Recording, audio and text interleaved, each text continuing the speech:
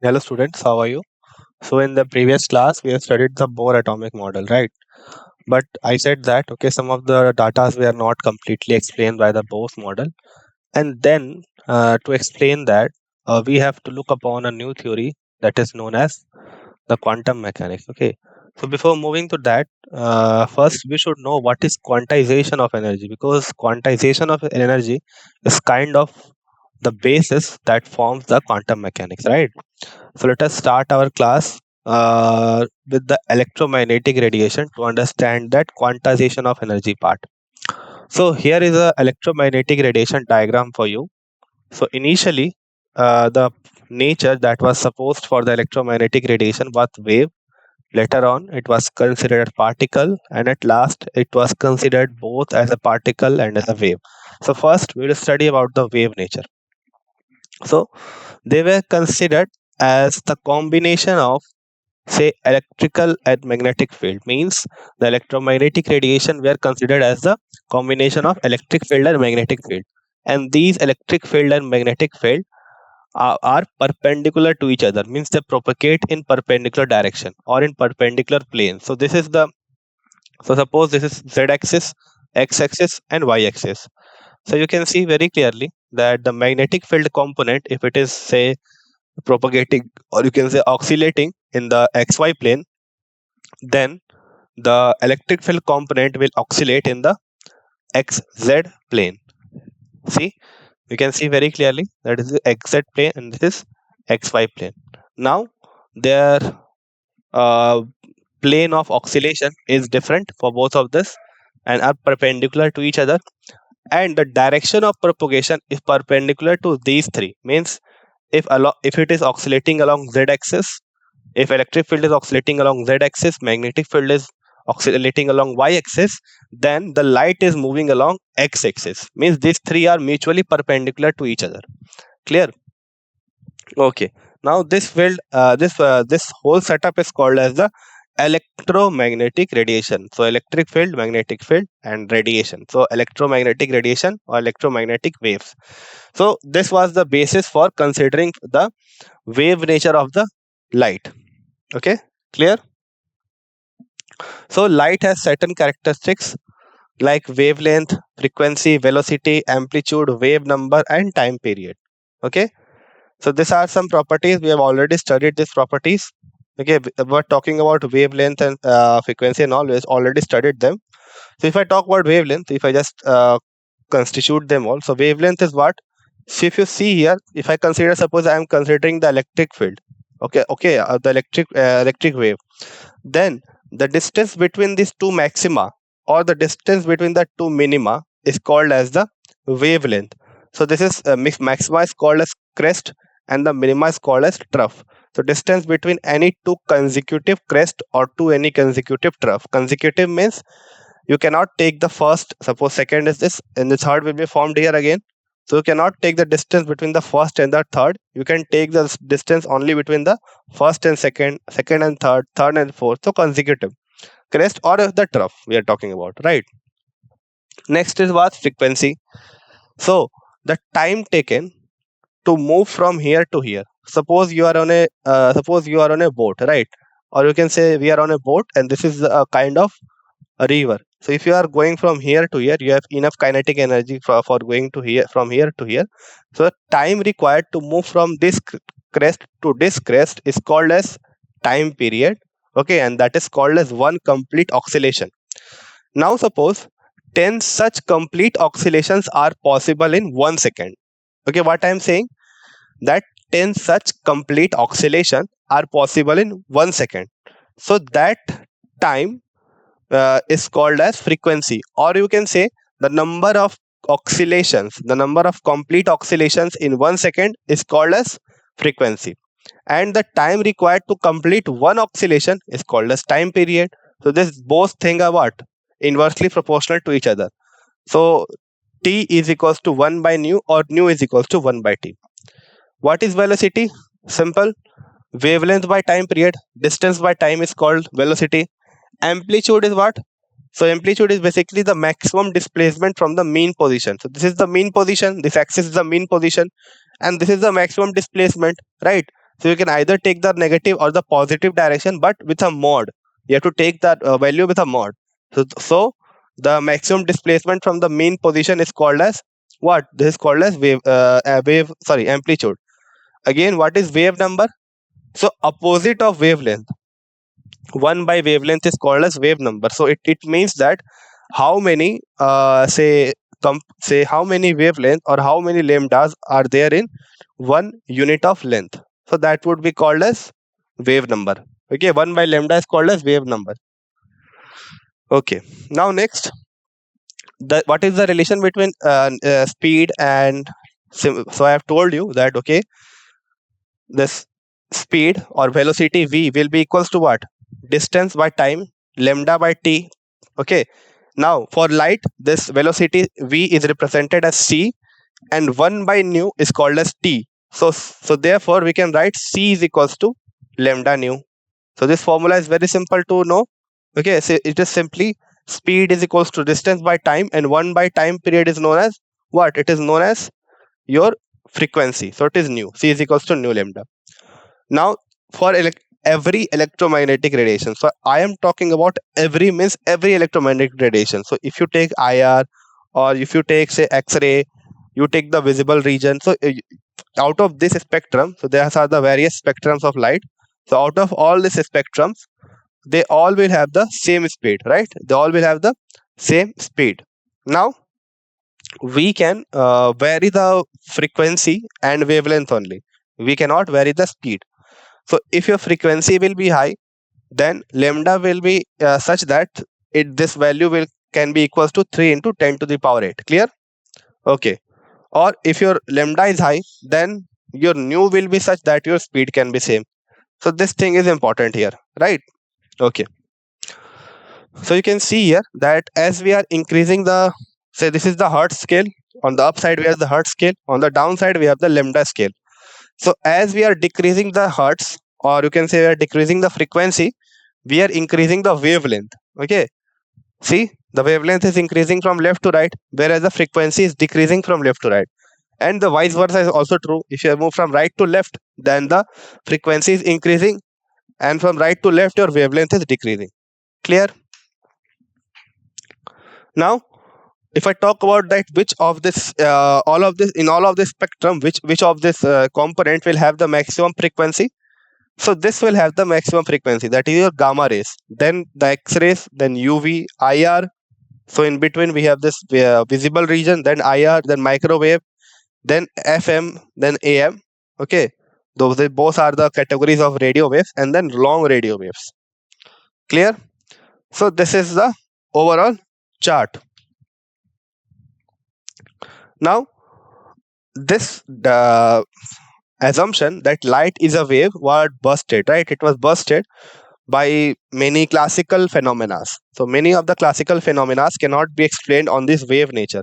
So some of the phenomena like diffraction and interference, which can be explained by the wave nature, but later on many phenomena like the nature of emission of radiation from hot body, or you can say it as a black body radiation, this phenomena, photoelectric effect, okay, or variation of heat capacity of solid as a function of temperature. Heat capacity is basically, it is the amount of heat that is required to increase the temperature of a given substance by 1 Kelvin or 1 degree or 1 degree Celsius. So it is the amount of heat that is required to increase the temperature by one unit. Okay.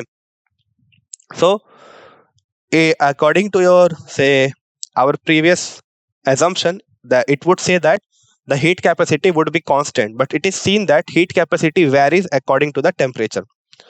And last is the line spectra of atom with reference to hydrogen. So basically it is the spectra of hydrogen. It is also not explained with the help of your wave nature. So for that,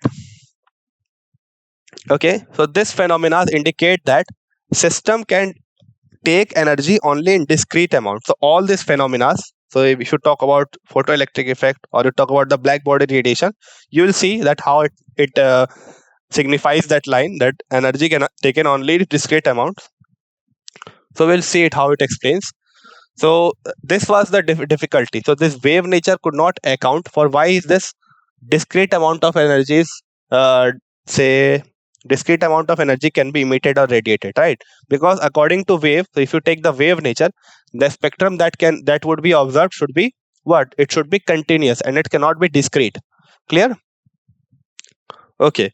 So to explain this, Max Planck in 1900 tried to explain the black body radiation, in which he introduced the quantization of energy. Okay, what does he explain? He explained the quantization of energy.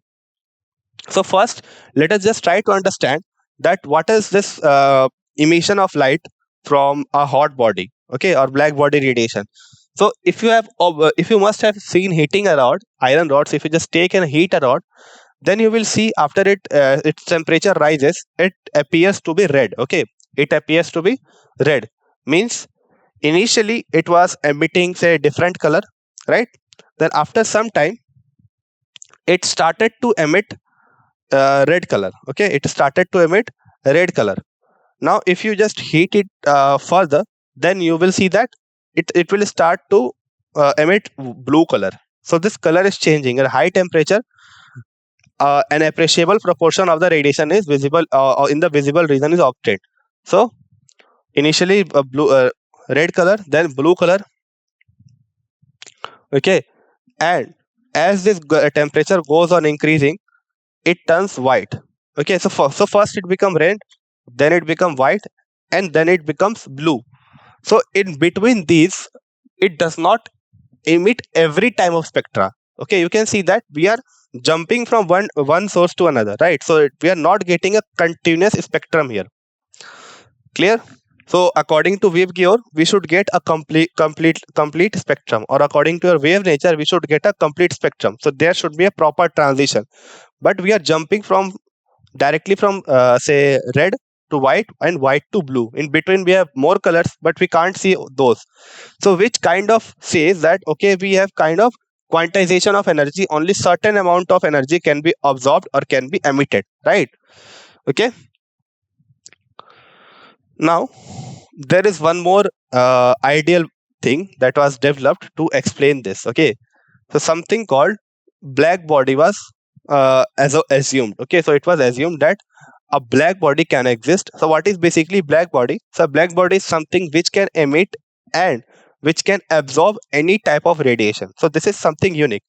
So if you just look at any object, so it becomes visible or it shows some color because it can emit.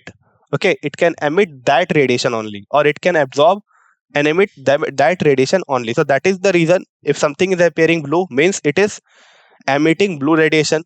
If you have something is visible, say it is yellow, then it is emitting yellow radiation. But black body is something which can absorb and emit each radiation, right? So if you just throw a spectrum of light on it, then on the aisle side you will not observe any color. It will absorb each and every spectrum of light. Clear?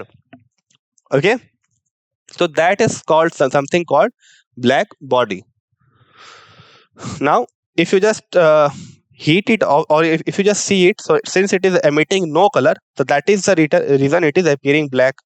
And at the same time it is absorbing also each and every spectrum of energy.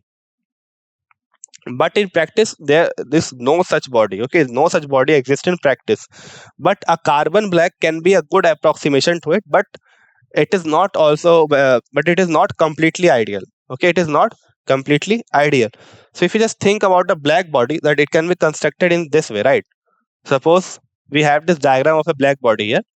So there is a tiny hole that allows only a ray of light to enter, and out and here inside we have coating. Okay, we have coating such that the light cannot get absorbed inside the, or you can say it cannot come out of the black body. And this coating is such that it goes on reflecting the light. Okay, it goes on reflecting the light until and unless the light loses all of its energy. Means it slowly absorbs the energy of light, and at last this radiation dies, right? So that it in this way it is absorbing the light that is being focused on it, or it is being radiated with. Clear? So a good approximation is a cavity or a tiny hole which has no other opening. Means that is the only opening from where the light can enter, and it will be reflected again and again by the wall, and it will be eventually absorbed by the wall, as I have told you. So this is the approximation of a ideal black body. Now further, this black body is in thermal equilibrium with the surrounding, means when it is absorbing energy, or you can say when this light is entering here and it is transferring energy to the body, it remains in thermal equilibrium, means it does not get heated up, right? It does not get heated up. Now, the amount of light emitted from a black body and its spectral distribution depends only on its temperature. So I have told you that it can emit each and every type of light. Okay, so that light emission, so the light emission unit you will see is dependent upon temperature. That at different temperature it will emit different type of light. Okay, so if you increase the temperature, you will see that that most of the light that is emitted is of shorter wavelength. Okay, what it is of? It is of shorter wavelength. Now this say the type of wavelength that would be emitted. So this should be this was tried to explain with the help of theory. Okay, so it was tried to explain that which wavelength will be emitted when. So for that, several attempts were made to plot the function, say plot the function of wavelength with temperature, that at which wavelength, sorry, at which temperature which wavelength will be emitted with maximum intensity. Clear? So but the result was not satisfactory. Okay, the result was not satisfactory, and that was later on devised with the help of quantization of energy. Okay, so for that we arrived at the new concept, that is quantization of energy. Clear? Okay, so quantization of energy is what? Okay, quantization of energy is what? It means that it cannot emit or absorb light in a continuous spectrum, but it does so in a discrete manner, and that dispersion is maintained with the help of E is equals to h nu. Okay, E is equals to h nu, where h is the Planck's constant and nu is the frequency of light. Okay, so this is the most important formula that Planck's came up with, and that h here is called as the Planck's constant. So here is the formula, and here the value of h is 6.626 into 10 to the power minus 34 joule second. So unit is very important here. So if you just put this here, this value, if you put it here, then this second and per second would get cancel out, and you will get the energy in terms of joule. Okay, so this value is for finding the energy in terms of joule. Now similarly, if n is equals to 1, means if there is one photon, then the energy will be h nu. If there are two photons, then energy will be 2 into h nu. If there are no photons, then n is equals to 0. That will give you energy of 0. Okay, similarly 3 h nu, and in this way we can find the number of protons if we are having the frequency that is related to our light. Clear? Okay, so here you can see that a kind of quantization is observed. So if you see that the difference between 2h nu and h nu, you will not see any light that can be emitted in between these two. Okay, so either it will be h nu, or either it will be 2h nu.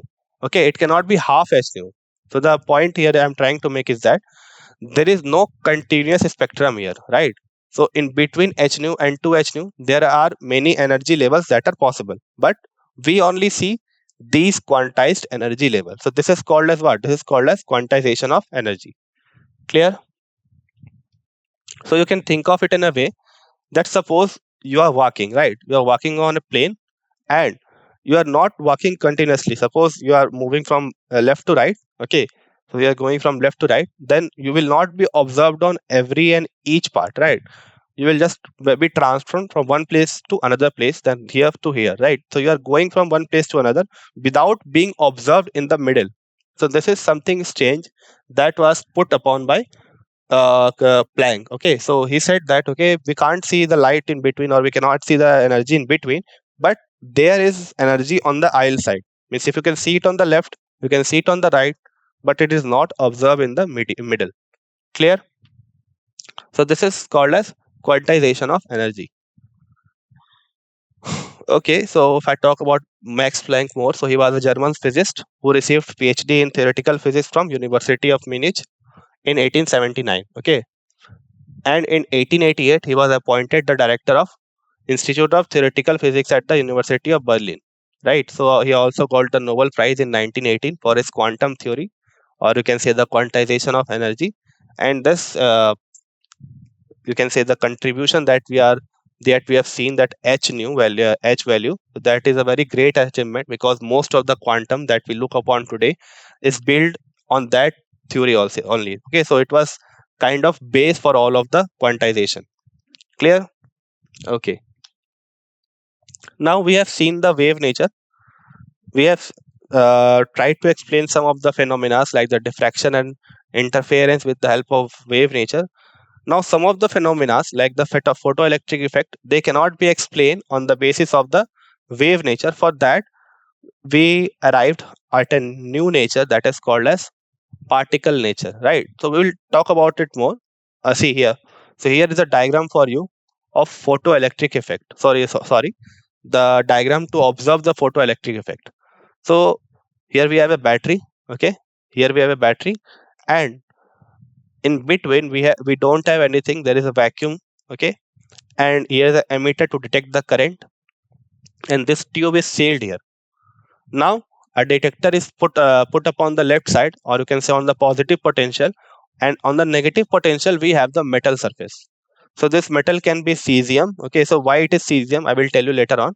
So cesium is most preferred in this metal surface. Now what we will do, we will just radiate this metal surface with a light. Okay, and what will happen after some time, although there is vacuum in between, or we can say the circuit is incomplete, but still we will see a deflection in the emitter, which says that okay, some current is being flown through the circuit. So to explain this, the particle nature was devised. Okay, so what it says that okay, so we have light. So light is present in the terms of photons, means we are thinking light as particles that are called as photons.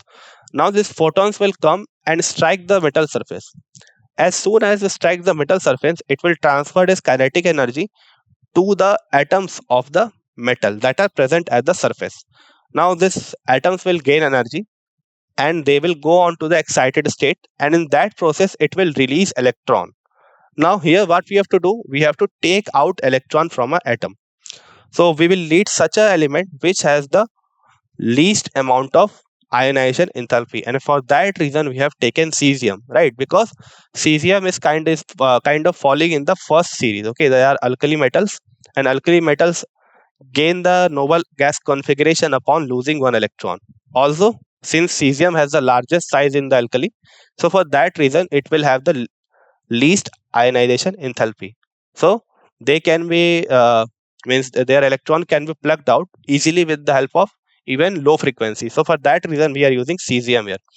So as soon as this light strikes the surface of the cesium, this emits energy, and this detector catches that electron, and now this electron goes through the circuit, and therefore we can see a deflection in the emitter.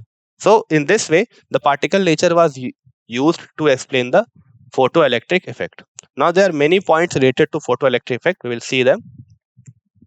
So first of all, as I have told, that the electrons are ejected from the metal surface as soon as the beam of light strikes on the surface, and there is no time lag between, means as soon as the light strikes the surface we see the current. So this indicates that the light is of course showing some particle nature. Second thing, the number of electron ejected is directly proportional to the intensity of light. So this thing is very, very important here. So if you increase the intensity of light, it doesn't mean that you are increasing the energy of the photons. You are just increasing the number of photons. Okay, so the number of photons that is striking the metal surface will increase, but their energy will not increase. So if you have to plug suppose you have to plug a electron from the metal surface, and your energy is lower than the, means the energy of the photon is lower than the energy that is required to plug the electron, then you cannot plug it until and unless you increase the frequency.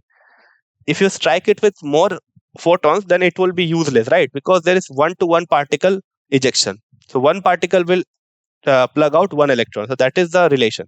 So if your single particle or individual particle is not having that enough energy, it is of no use of taking a greater number of that same particle, right?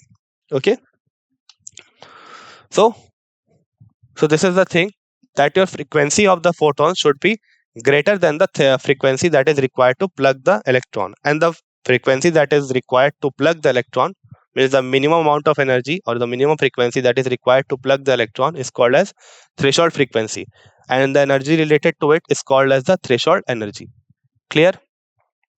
Now you suppose you are radiating your metal surface with a light that is having frequency greater than the threshold frequency, right? Then the energy that is required, that will be exploited to take out the electron. Now the extra energy that you have supplied will be a part of the kinetic energy, right? Means it will be the kinetic energy of the electron that is being emitted. Clear? So in this way you can find out the kinetic energy of the electron that is being emitted. What you will do, you will simply subtract the energy that is required to plug the electron, and the remaining energy of the photon will be transferred to the electron in the form of kinetic energy. Clear? So here we have applied the simple law of classical physics in regardance with the particle nature to explain the photoelectric effect. Clear? Okay.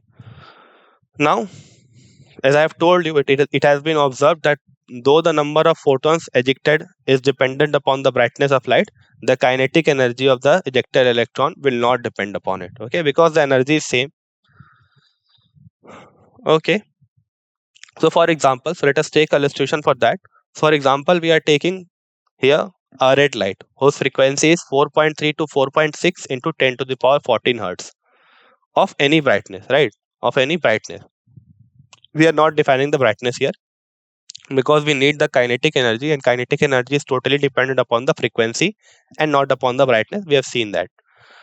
Now, as soon as we say radiate the potassium surface, so we have taken potassium instead of cesium, because cesium is the most favorable one, but here is just an illustration, so you can take any other metal. So we have taken the potassium metal. So when you radiate red light on this potassium metal, the photoelectric effect will be observed. Now, what will be the kinetic energy of the electron? So first of all, you should know that what is the threshold frequency for potassium. So that is approximately 5.0 into 10 to the power 14. Clear? Okay. So if you just calculate the energy of the red light, so if you multiply it with H, you will get the energy of red light. If you multiply the threshold frequency with H, you will get the threshold energy. Subtract both of this and you will get your kinetic energy of the electron that is being emitted. So here are some work functions. So work function is what? So it is basically the energy that is required to plug the electron in terms of electron volt. So what are we doing? We are just converting our energy, means the energy that was in terms of joule earlier, in terms of electron volt. So how you can do it? So electron volt is simply if you divide it by 1.6 into 10 to the power minus 19, the value that is given in joule. If you divide by 1.6 into 10 to the power minus 19, you will get your energy in electron volt. Clear? Okay. Now, this thesis that okay, electron will have this particle nature or photonic nature of the particle of the radiation was being given by the famous scientist Einstein, and he only says that okay, there's an light here is present in the form of photons. So he also received his Nobel Prize in Physics in 1921 for the explanation of photoelectric effect. Now let us talk about some evidences of your quantization of energy. The first was our black body radiation, which was again evidence for the quantization of energy. The second is this hydrogen spectra. Okay, second is it hydrogen spectra. So this just atomic spectra of hydrogen.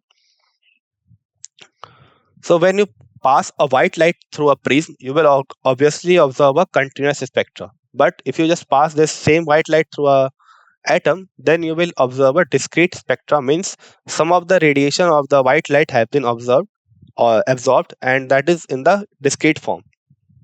So if you talk about the visible light, so it spans the frequency from 7.50 to 10 to the power 14 to 4 into 10 to the power 14 hertz. So from violet to red. So you know the series, that is Vibgyor, violet, indigo, blue, then green, yellow, orange, and red. Clear? So this is the spectra of the your visible region, right? So let us talk about atomic spectra more and more. So what do we do in atomic spectra? So there are two types of atomic spectra: emission and absorption. So as I have said earlier, you are irradiating your atom with a light. So the spectrum means the part of the spectrum will be absorbed by the atoms, right? And the part which is left, that is being observed on a detector. So that is called the absorption spectra. Now, after the particles receives energy from this radiation, they get excited. Okay. Now, since you know that they are not stable in excited state, so they come back to the ground state, and during that transition, they will emit light, and that is called as emission spectra. So these are the two types of spectra. First is absorption spectra, and second is emission spectra. Now, in your say syllabus, most of the spectra is related to emission spectra. So we will get back to this emission spectra of hydrogen. So after the wavelength of the emitted is measured at the sample gives of the absorbed energy, and absorption spectra is photographic negative of an emission spectrum. So what is the meaning of this negative of the emission spectrum? So the light that has been emitted will be complementary to the light that will be emitted, that will be absorbed. So they both of these lights, or you can say the both of the frequency, are complementary to each other. Okay. Now, the study of emission and absorption spectra is called a spectroscopy. So there are various types of spectroscopy like iris spectroscopy and your HNMR spectroscopy, and there is your say infrared spectroscopy, right? So that at IR only, NMR spectroscopy, Raman spectroscopy. So all of the spectroscopies methods are totally based upon your emission and at the absorption spectra. Clear? So this light emissions, as I have told, are only of specific wavelength, and they are having dark patches in between, right? So they are saying that okay, we cannot absorb or emit light in a continuous way. We do it in a discrete way. So each of the element that you will see will have a unit spectra, and that will be used to identify that element in proper. Clear? So Robert Benson was the first one to identify the element with the help of line spectra. So we'll talk about more hydrogen spectra now. So talking about hydrogen spectrum, so what happens here? So a light is emitted by a sample. So suppose what is done here, that suppose your hydrogen specimen is here. Okay, so this is your setup. So your excited sample is present here, and it is emitting light. Now this light is passed through this slit such that it goes and strikes the prism. After that, it strikes the prism. This light gets, you can say, it gets spread out into three to four types of patches. Okay, so this is the emission spectrum that we have here. Clear? Okay. Now the sample that is being taken here is hydrogen. So we are taking hydrogen here. But what do we do? The sample we take, it contains an enormous number of atoms. Although we can do it with a single atom also, but it is not possible to take a single atom. So we take an enormous number of atoms. Right? And why do this transition is observed, or why this energy is released? Because the transition is done from a higher state to lower state, and in that process, for the conservation of energy, we release some energy in the form of radiation. Clear? And this is specific to every other element. Means if you see a hydrogen spectrum, then it will be totally distinct from the hydrogen. If you see a spectrum, emission spectrum, then it will be a totally different from the spectrum of other element. Means they are kind of prints. Okay, they are kind of footprints, or you can say fingerprints that cannot be similar for two different atoms or two different elements. Clear? Okay. Now, if I talk about atomic adsorption, then what is done in adsorption process? So light is passed through the atomic hydrogen, and that atomic hydrogen is unexcited. Okay, and then through a slit, then the light that has been passed, then it is passed through a slit and a prism. The transmitted light is lacking an intensity at the same wavelength as are emitted. Okay, means the ones which are say emitted here, they are those are only what? Those are only invisible in our, say, atomic absorption. So this is also called as line spectrum and the photographic negative of emission spectrum. Means those lights which you will see in case of emission spectrum, those lights will be not available in case of absorption spectrum. So the complementary of those are visible. See here. Here is an example of that. So here is a white light source. The sample, suppose we are taking hydrogen here. Then this white light is passed through this sample and then passed through a slit to hit a prism. Then prism just bifurcate this white light into various components. Clear? And we get patches at that place where we can see the emission spectrum. Clear? Okay. Now, here's the formula that we have for different transition, because we said that the molecule is going from a excited state to lower state. Means there are transition taking place for electrons from higher energy state to a lower energy state. Now we have to quantify it, right? Suppose we are the final n, means the one where the transition is taking place, okay, that is taken n1, and the one where the transition has started from, it is taken as n2. The formula is wave number. For wave number, if you count out, it will be 109677 1 by n1 square minus 1 by n2 square, and this 10967 is known as Rydberg constant. Now this same value was almost there for the Bohr's hydrogen, which he calculated with the help of purely theoretical attempt, right? But here it is the experimental data. So that is the reason why Bohr's for atomic model is so significant. Now, if you talk about the different series, so there are different series that is dependent upon the n1 value. So if your n1 value is 2, then we call them as what? Then we call them as Balmer series. Okay. So what are we saying? Say in here initially we have n1 square. So in place of n1 square, if we just place 2 square here, then this wave number, okay, then this wave number will be what? Will be related to the Balmer series. Clear? So n1 will be equals to 3 and n2 will be equals to 3 or greater than 3. Now this is the only series, means the Balmer series is the only series in which the light that is emitted is visible through the naked eyes. Whereas in all the other series, you will see that the light is not visible also. So here is the series. So if the n1 is 1, then we call as Lehman. n1 is 2, Balmer 3, Paskin 3, 4, bracket, and 5 Pfund.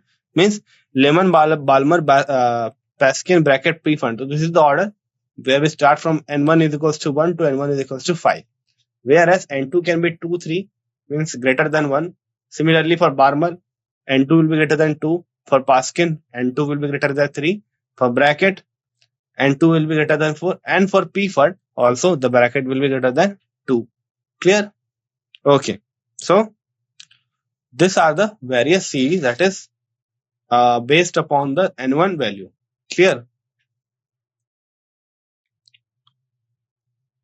Now the same thing is mentioned here, that the hydrogen poses the most straightforward spectra of the every element. Atomic spectra become increasingly complicated for heavier elements. So we can do it easily for hydrogen, but as we move to higher or heavier elements, we do not see any such thing. Clear? Because it is very complex to study. Now here is a diagram of what I was saying. So if n is equals to 1, or you can say n1 is equals to 1, then it is Lehman series, right? Means the transition is started from any other state to final state, which is 1. Means 1 is fixed for all of those. Similarly, if if n1 is 2, means all the transition will start from wherever they want, but they will end at n2. Similarly for Paskin, the end will be at what? The end will be at 3. Okay. Lehman, Balmer, Paskin, bracket, Pfund. So bracket, it will have n will be equals to 4, and Pfund, it will be equals to 5. Clear? Okay. So this is the transaction of the electron in the hydrogen atom. Okay. So with this, we have completed the electromagnetic radiation. Thank you.